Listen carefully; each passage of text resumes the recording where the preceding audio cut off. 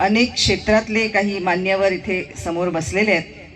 त्यात GD. Parikh sir आहेत, जाधव साहेब आहेत, साळवी सर आहेत, इथे पत्रकार शैलेश पालकर बसलेले आहेत आणि आपल्यामध्ये सुद्धा अनेक जण आहेत जे आपापल्या क्षेत्रामध्ये काम करत आहेत आणि मोठ्या प्रमाणात इथे कष्टकरी आदिवासी बांधव सर्वहारा जन आंदोलनचे सभासद इथे जमलेले.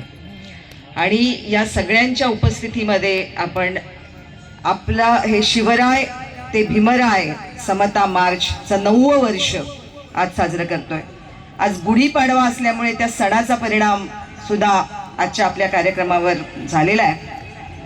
पण पुढचं वर्ष हे महत्त्वाचं आहे आणि शिवराय ते भीमराय समता मार्च आम्ही सुरू का केला हे सांगणं, नागेशनी त्याचा उल्लेख केलाच. पण त्याच्यावर मी अधिक जोर यासाठी देईन की आमच्यापैकी अनेकांच्या मनात ही खंत होती की रायगड जिल्ह्यामध्ये हे 2 मानबिंदू आहेत, ऐतिहासिक मानबिंदू. एक छत्रपती शिवाजी महाराज आणि दुसरे डॉक्टर बाबासाहेब आंबेडकर. पण हे 2 दीपस्तंभासारखे मान्यवर ज्यांनी आपलं आयुष्य समतेसाठी, विचारांसाठी, मूल्यांसाठी पणाला लावलं, त्यांना जातींमध्ये संकुचित करून चालणार नाही त्याबद्दलची खंत ज्यांच्या मनात होती ते आम्ही सगळे एकत्र आलो. आणि छत्रपती शिवाजी महाराज एका जातीचे नाहीत, डॉक्टर बाबासाहेब आंबेडकर एका जातीचे नाहीत. मानव मुक्तीचा संगर या संपूर्ण देशाला देणारे हे 2 दीपस्तंभ होते. त्यांच्या विचारांची सांगड घालत हा सगळा प्रवास सर्व जातीय, सर्व धर्मीयांनी त्यांच्यासाठी खुला करावा आणि साजरा करावा, प्रत्यक्ष आपल्या जगण्यात त्याची मूल्य आणावी या हेतूने शिवराय ते भीमराय समता मार्च सुरू झाली. आणि 20 मार्चला सत्याग्रहाचा, 14 तळ्याच्या सत्याग्रहाचा ऐतिहासिक दिवस असला तर त्याच्या आदल्या दिवशी 19 मार्चला जेव्हा बाबासाहेबांनी ती ऐतिहासिक परिषद आज आपण जिथे बसलोय तिथेच झाली. बरोबर 99 वर्षापूर्वी तुम्ही जरा फक्त या हवेमध्ये एक मोठा श्वास घ्या. त्या काळाचे आपण साक्षीदार नव्हतो, पण 99 वर्षानंतर त्याच काळाच्या स्मृती जागवत आपण गाडी तळावर त्या ऐतिहासिक परिषदेच्या जागेवर एक अशी परिषद घेतोय त्या शिवरायांना आणि भीमरायांना सांगायला की तुमचे विचार आम्ही या भूमीमध्ये संपू देणार नाही. तुमचे विचार पुढे नेण्याची जबाबदारी तुम्ही आमच्या खांद्यावर सोपवलीत. इथं संविधान आपण वाचलं आणि संविधानाची प्रास्ताविका आहे. पहिले शब्द आहेत संविधानाच्या प्रास्ताविकेतले, आम्ही भारताचे लोक. तुम्ही आणि आम्ही. आपल्या खांद्यावर ही जबाबदारी आहे संविधानकारांनी सोपवलेली, बाबासाहेबांनी सोपवलेली. आणि छत्रपती शिवाजी महाराज तर त्या काळात रयतेच्या राज्याचं स्वप्न बघत होते जेव्हा लोकशाही इथे त्याची दूर दूरपर्यंत विचार समोर नव्हता. त्या काळात एक राजा असा विचार करतो की रयतेचं राज्य इथे स्थापन झालं पाहिजे आणि ती दूरदृष्टी दाखवतो. तेव्हा शिवराय आजच्या काळात जागवणे म्हणजे त्या शिवरायांची ती दूरदृष्टी, ती न्यायबुद्धी, तो समानतेचा विचार आणि दूरकालीन पुढच्या समाजाकडे बघण्याची जी दृष्टी होती ती सगळी जागवणं म्हणजे शिवरायांच्या स्मृती जागवणं. भीमरायांची स्मृती जागवणं म्हणजे काय आहे तर संविधानामध्ये त्यांनी जो अभ्यासानंतर विचार आणला, त्यांचा अभ्यास, अध्ययन, प्रचंड कष्ट आणि 24 तास समाजाबद्दलची तळमळ. आणि ती कोणत्या समाजाची तळमळ? ज्या समाजाला सर्वात तळागाळात ठेवलं गेलं आहे, उपेक्षित ठेवलं गेलं आहे, त्या समाजाला न्याय कसा मिळेल, समानतेचा विचार कसा पुढे जाईल याची तळमळ जागवणं म्हणजे भीमराय जागवणं आहे. आणि त्यामुळे या 2 मानबिंदूंच्या स्मृती जागवणं म्हणजे आपण सगळ्यांनी मिळून आपल्या मनात असा निर्धार करणं की त्यांनी चालवलेला लढा, मानव मुक्तीचा संघर्ष आम्ही पुढे नेऊ. आजचा काळ खूप कठीण आहे. तुषारजींनी आणि लक्ष्मीकांत देशमुखजी या दोघांनीही हे सांगितलं की आजच्या काळामध्ये संविधानाचा अमृत महोत्सव आपण साजरा केला तरीही मनुस्मृती पाहिजे असं सांगणारे लोक आणि मनुस्मृतीची पाठराखण करणारे लोक आज सत्तेमध्ये बसले. त्यांना तुम्ही चुकताय हे सांगायचं धाडस अंगात यायला हवं असेल तर शिवराय आणि भीमराय यांच्या स्मृती जागवत त्यांना आपल्या विचारात उतरवलं पाहिजे. लक्ष्मीकांत देशमुख साहित्य संमेलनाचे अध्यक्ष असताना तिथून त्यांनी हे धाडस दाखवलं होतं की राजा तू चुकतोयस, हे बोलण्याचं धाडस त्यांनी दाखवलं होतं. तुषार गांधीजी तर वारंवार हे सांगतात आणि महात्मा गांधींचे ते पणतू आहेत. आज खूप आनंदाची गोष्ट आहे की या रायगड जिल्ह्यातल्या महाडच्या ऐतिहासिक भूमीत बाबासाहेबांच्या विचारांचा जागर करायला आज महात्मा गांधींचे पणतू इथे उपस्थित आहेत. आणि हा जो योग आहे जुळवून आणलेला तो खूप महत्वाचा आहे. आणि तो नुसताच आपोआप जुळलेला नाही, तो आपण जुळवून आणलाय. एका बाजूला अनेक जे आपले दीपस्तंभ आहेत त्यांच्यामध्ये झुंज लावली जाते, आज त्यांच्या मागच्या समाजांमध्ये झुंज लावली जाते. अशा वेळेला महात्मा गांधींचा, बाबासाहेबांचा, छत्रपती शिवाजी महाराजांचा, शाहू महाराजांचा, ज्योतिबा फुल्यांचा आणि सावित्रीबाईंचा विचार पुढे नेणारे आपण सगळेजण एका समग्र पद्धतीने त्याकडे बघू पाहतोय. आणि तुषार गांधी हे म्हणाले की नुसती भाषणं करून उपयोग नाही. अगदी खरी गोष्ट आहे. बाबासाहेबांनी 1927 साली इथे सत्याग्रह केला पाण्याचा. आम्ही इथे 1990 मध्ये संघटनेचं काम सुरू केलं.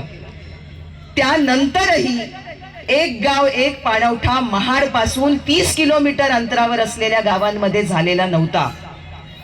इथे देखील दलितांना पिण्याच्या पाण्याचा अधिकार नव्हता. स्वातंत्र्य मिळाल्यानंतर, संविधान झाल्यानंतर सुद्धा ते लढे आम्हाला लढवावे लागले.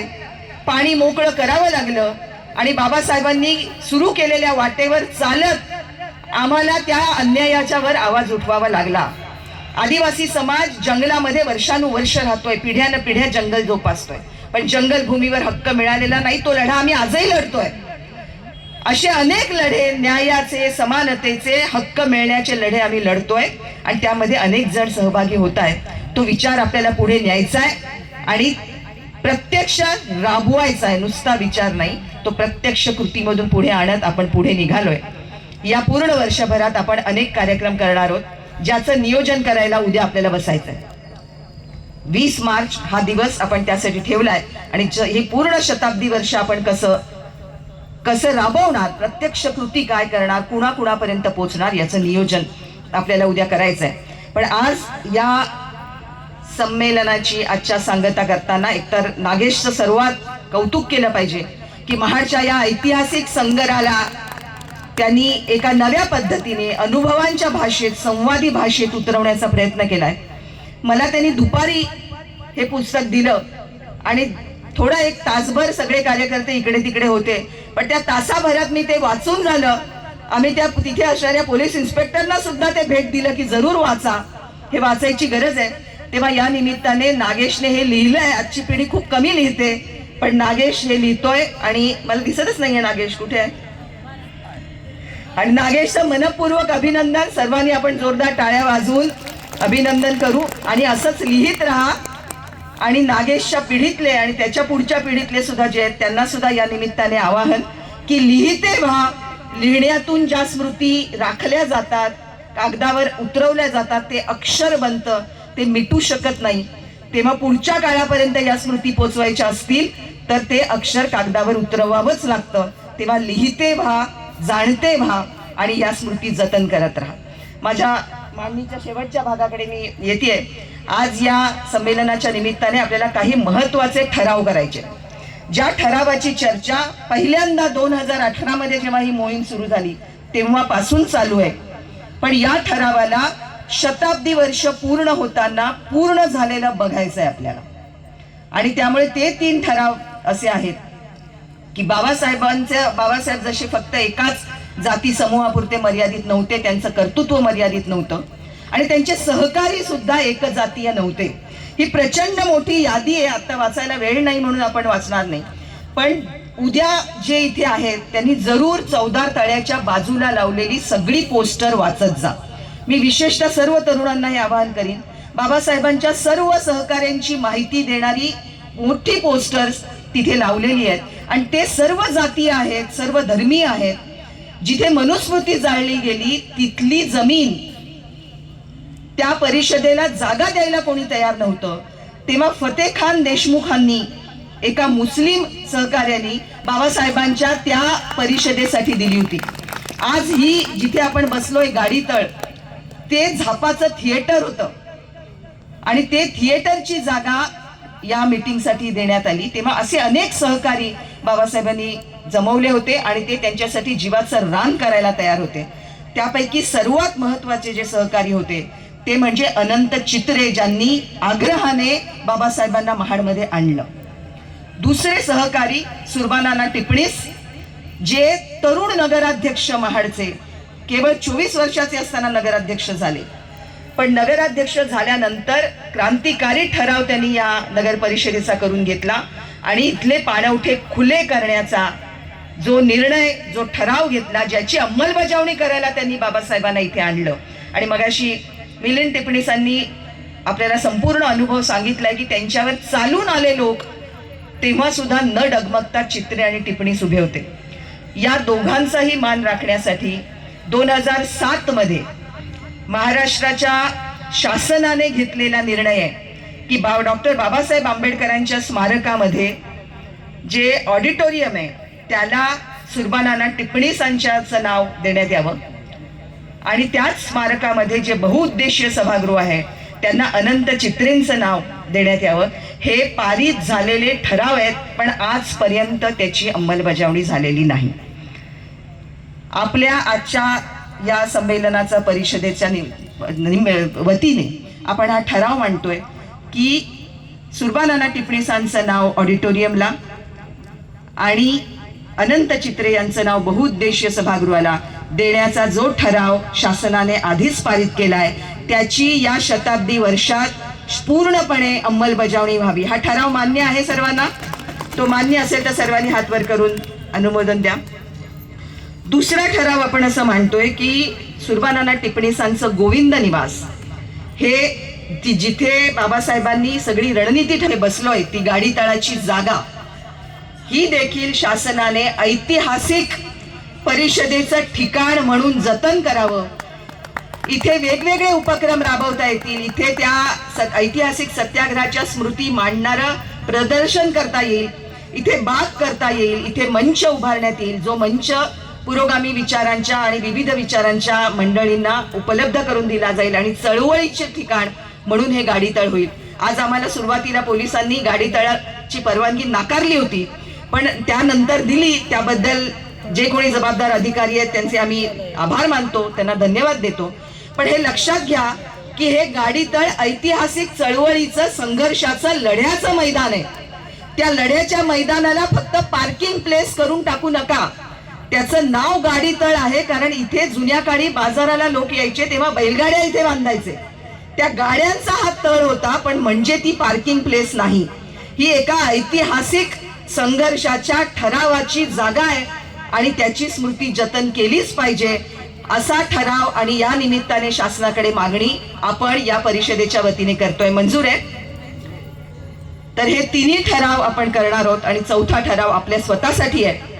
आपण सगळेजण ज्या अन्यायाविरुद्ध, शोषणाविरुद्ध, जुलुमाविरुद्ध आणि जी मनुस्मृती बाबासाहेबांनी इथे जाळली ती पुन्हा जिवंत जे करू पाहतायत त्यांच्या विरुद्ध संघर्ष करण्यासाठी आम्ही आमचं जीवन पणाला लावणार असा ठराव आपण आपल्या स्वतःसाठी करतोय. ठराव मंजूर आहे? मग जोरदार घोषणेने आपण या ठरावाला मान्यता देऊ. लढेंगे लढेंगे, आमचा लढा न्यायासाठी, माणूस म्हणून जगण्यासाठी, आमचा लढा न्यायासाठी, माणूस म्हणून जगण्यासाठी. संविधान बचाव, देश बचाव, संविधान बचाव, देश बचाव. डॉक्टर बाबासाहेब आंबेडकरांचा, जय. छत्रपती शिवाजी महाराजांचा, जय. छत्रपती शाहू महाराजांचा, जय. महात्मा गांधींचा, जय. महात्मा फुल्यांचा, जय. सावित्रीबाई फुल्यांचा, जय. फातिमा शेखचा, कष्टकऱ्यांच्या एकजुटीचा, कष्टकऱ्यांच्या एकजुटीचा. धन्यवाद.